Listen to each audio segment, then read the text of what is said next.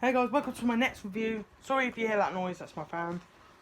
This book is really awful, another page is falling out. But today we're reviewing Part 4, Dream Master. Came out Nightmare on Elm Street Part 4, Dream Master. It came out in 1988, it's a fantasy slasher film. It's an hour and 39 minutes on.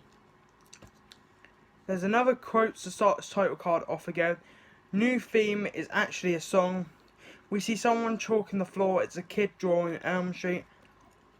Classic theme is back. Someone is having a nightmare. It's Christian. We see Brigade again, but he's in car boot. His dog is clawing up. He pisses out fire. He opens Freddy's remains and he rebuilds himself. Freddy is reborn and Brigade runs, but Brigade crushes Freddy with car. But Freddy takes control of all the other cars in the scrapyard that ended the last film off. Oh, by the way, I've had a fresh shave, that's why there's no mustache. Brigade is trapped and Freddy is stabbed by Brigade. No, Brigade is stabbed by Freddy to death. And he says, 1 down, 2 to go. And Joey and Christian are the only survivors of Nightmare 3, along with Brigade. We see Joey's having a sex dream, but then is drowned. Freddy comes out the bed, starts to drown him, and stabs him. And Christian is the only survivor. We see Alice and her brother Rick. Karate scene where she switches to his mum discovers Joey's body. And Freddy heads for Alice. Christian heads to Elm Street house. Christian is having a dream on a beach.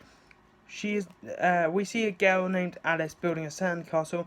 We see Freddy shot Freddy. I want to off myself by making that joke.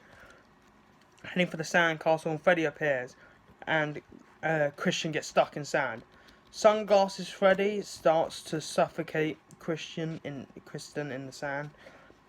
She appears in Elm Street and hears baby crying. Alice and Rick head to Christian's house as Christian burns to death. Alice is watching tapes as her brother walks in. We see class doing tests. The nerd. Freddy starts to kiss the nerd and suck her to death. Her dry of all her organs and blood. Then she gets wheeled away in body bag as Rick sees Christian in his dream. No, it's just Freddy that turns the toilet into a lift. Rick is now in a dojo type area and Freddy starts to fight Rick. But Rick gets the upper hand and disarms him. But Freddy's arm stabs him because it's remote controlled. Alice is watching film in the cinema. All the audience in this theatre in this dream is all the victims. So we've got the nerd. Oh, sorry. We've got the nerd. We've got Rick. I don't know the nerd's name. We got Rick, Christian, Brigade, and Joey. It was so cool to see Nancy in there as well, but no. This is the last page, by the way. Alice is in diner, gets then sucked into the movie, and the victims start clapping as Alice is shut into the diner. Alice knows Debbie's in trouble, Alice and the jock, I don't know his name, head to the gym. Debbie's arms and legs break as she becomes a bug type creature. Freddy destroys the car when a blinding light stops them, and she crashes into a tree. We see Freddy head into church and they have their last fight. Alice gains Christian's power and Rick's karate skills. Alice and the jock walk off. I gave this film a 6.5 out of 10. Practical effects were phenomenal. Turned themes into songs.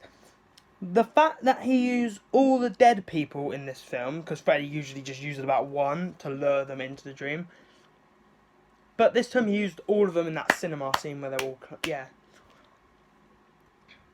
But there are some downsides. Some of the parts were boring in between. And I would love to have just seen a badass character like Brigade get killed in a more cooler way than just a stab. But yeah, tomorrow is part 7 of Friday the 13th. We're nearing the end to both these franchises. Bye bye.